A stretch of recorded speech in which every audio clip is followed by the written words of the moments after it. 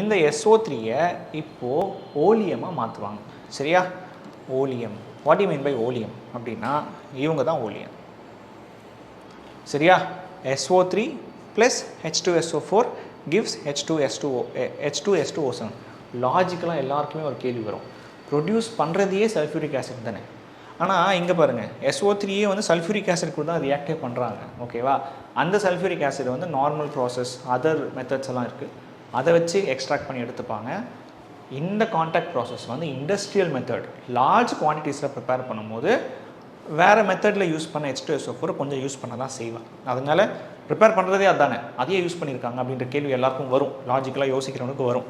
சரியா? ஸோ SO3-ஐ வந்து H2SO4 கூட கம்பைன் பண்ணும்போது we get what? ஓலியம் அப்படின்னு சொல்லுவாங்க.